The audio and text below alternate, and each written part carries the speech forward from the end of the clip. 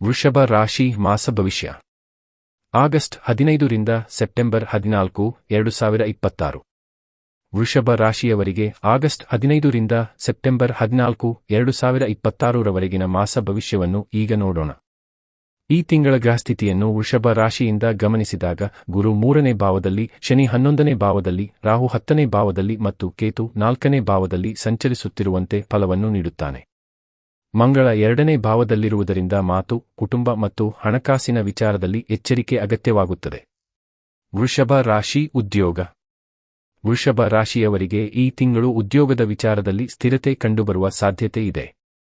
ದೊಡ್ಡ ಮಟ್ಟದ ಬದಲಾವಣೆಗಳು ತಕ್ಷಣ ಆಗದಿದ್ದರೂ ನೀವು ಮಾಡುತ್ತಿರುವ ಕೆಲಸದಲ್ಲಿ ನಿಧಾನವಾಗಿ ಪ್ರಗತಿ ಕಂಡುಬರುತ್ತದೆ. ಹೊಸ ಯೋಜನೆಗಳು ಅಥವಾ ನೀವು ನಿರೀಕ್ಷಿಸುತ್ತಿರುವ ಕೆಲವು ಕೆಲಸಗಳು ಸ್ವಲ್ಪ ವಿಳಂಬವಾಗಬಹುದು. 10ನೇ ಭಾವದ ರಾಹುವಿನ ಪ್ರಭಾವದಿಂದ ಕೆಲಸದ ಸ್ಥಳದಲ್ಲಿ ಹೊಸ ರೀತಿಯ ಪರಿಸ್ಥಿತಿಗಳು ಎದುರಾಗಬಹುದು. ಹೊಸ ತಂತ್ರಜ್ಞಾನ, ಹೊಸ ಜವಾಬ್ದಾರಿ ಅಥವಾ ಕೆಲಸ ಮಾಡುವ ವಿಧಾನದಲ್ಲಿ ಬದಲಾವಣೆ ಬರಬಹುದು. ಆದರೆ ಸಹೋದ್ಯೋಗಿಗಳ ಸಹಕಾರ ದೊರೆಯುವ ಸಾಧ್ಯತೆ ಇದೆ. ನಿಮ್ಮ ಕೆಲಸವನ್ನು ನೀವು ಶಾಂತವಾಗಿ ಮತ್ತು ಕ್ರಮಬದ್ಧವಾಗಿ ಮುಂದುವರಿಸಿದರೆ ಉತ್ತಮ ಫಲಿತಾಂಶ ಪಡೆಯಬಹುದು.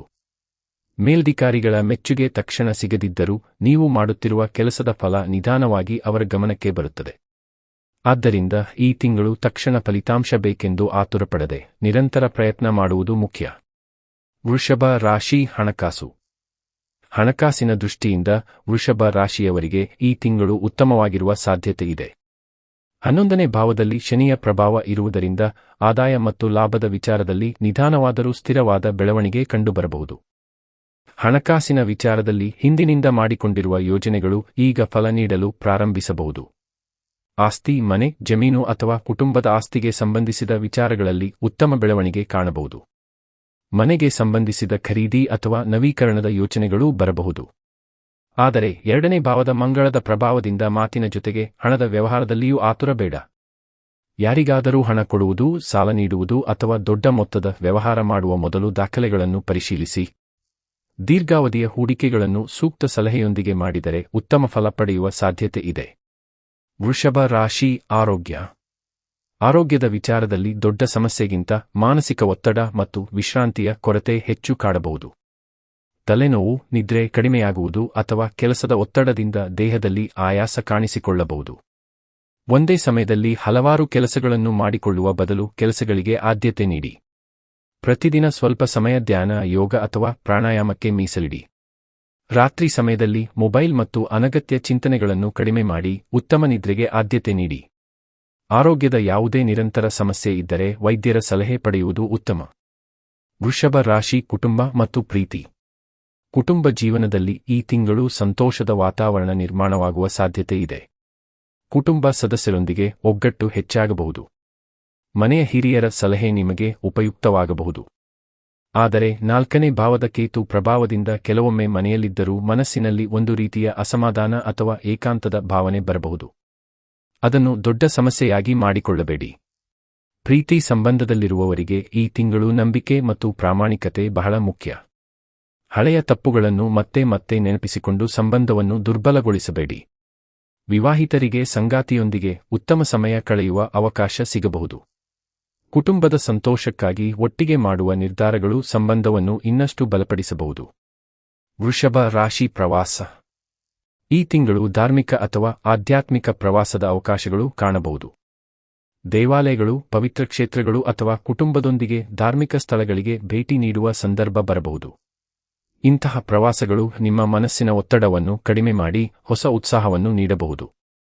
ಕೆಲಸದ ನಿಮಿತ್ತವೂ ಸಣ್ಣ ಪ್ರಯಾಣಗಳು ಸಂಭವಿಸಬಹುದು.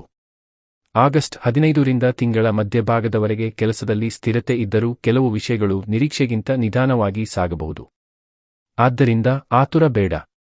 ಆಗಸ್ಟ್ 31 ರ ವೇಳೆಗೆ ಗುರು ಕರ್ಕಾಟಕದಲ್ಲಿಯೇ, ಶನಿ ಮೀನದಲ್ಲಿಯೇ, ರಾಹು ಕುಂಭದಲ್ಲಿಯೇ ಮತ್ತು ಕೇತು ಸಿಂಹದಲ್ಲಿಯೇ ಇರುವುದರಿಂದ ಉದ್ಯೋಗ, ಆದಾಯ ಮತ್ತು ಕುಟುಂಬದ ವಿಚಾರಗಳಲ್ಲಿ ಇದೇ ಮೂಲ ಫಲಿತಾಂಶ ಮುಂದುವರಿಯುತ್ತದೆ.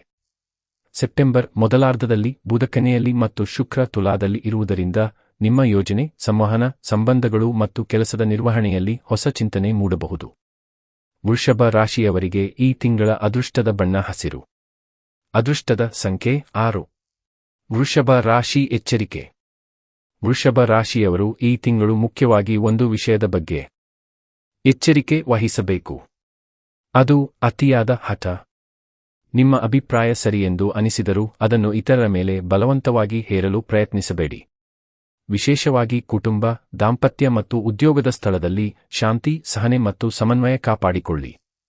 2ನೇ ಭಾವದ ಮಂಗಳದ ಪ್ರಭಾವದಿಂದ ಕೋಪದಲ್ಲಿ ಮಾತನಾಡಿದ ಒಂದು ಮಾತು ನಂತರ ದೊಡ್ಡ ಸಮಸ್ಯೆಗೆ ಕಾರಣವಾಗಬಹುದು. ಆದ್ದರಿಂದ ಮಾತನಾಡುವ ಮೊದಲು ಒಂದು ಕ್ಷಣ ಯೋಚಿಸಿ. ವೃಷಭ ರಾಶಿ ಪರಿಹಾರ. ವೃಷಭ ರಾಶಿಯವರಿಗೆ ಈ ತಿಂಗಳು ಶ್ರೀ ವಿಷ್ಣುವಿನ ಆರಾಧನೆ ಶುಭಕರ. ಸಾಧ್ಯವಾದರೆ ಗುರುವಾರ ಶ್ರೀ ವಿಷ್ಣು ಅಥವಾ ನಾರಾಯಣನ ದರ್ಶನ ಮಾಡಿ. ಓಂ ನಾರಾಯಣಾಯ ನಮಃ ಎಂಬ ಮಂತ್ರವನ್ನು 108 ಬಾರಿ ಭಕ್ತಿಯಿಂದ ಜಪಿಸಿ. ಒಟ್ಟಿನಲ್ಲಿ ವೃಷಭ ರಾಶಿಯವರಿಗೆ ಈ ತಿಂಗಳು ಸ್ಥಿರತೆ, ನಿಧಾನವಾದ ಪ್ರಗತಿ ಮತ್ತು ಹಣಕಾಸಿನಲ್ಲಿ ಉತ್ತಮ ಅವಕಾಶಗಳನ್ನು ನೀಡುವ ಸಮಯ. ಉದ್ಯೋಗದಲ್ಲಿ ತಾಳ್ಮೆ, ಹಣಕಾಸಿನಲ್ಲಿ ವಿವೇಕ, ಆರೋಗ್ಯದಲ್ಲಿ ವಿಶ್ರಾಂತಿ, ಕುಟುಂಬದಲ್ಲಿ ಪ್ರೀತಿ ಮತ್ತು ಮಾತಿನಲ್ಲಿ ಸಂಯಮ ಇವುಗಳನ್ನು ಪಾಲಿಸಿದರೆ ಈ ತಿಂಗಳನ್ನು ಉತ್ತಮವಾಗಿ ಬಳಸಿಕೊಳ್ಳಬಹುದು. ಇದು ವೃಷಭ ರಾಶಿಯ ಆಗಸ್ಟ್ 15 ರಿಂದ ಸೆಪ್ಟೆಂಬರ್ 14, 2026 ಮಾಸ ಭವಿಷ್ಯ. ಮುಂದಿನ ರಾಶಿ ಮಿಥುನ ರಾಶಿ.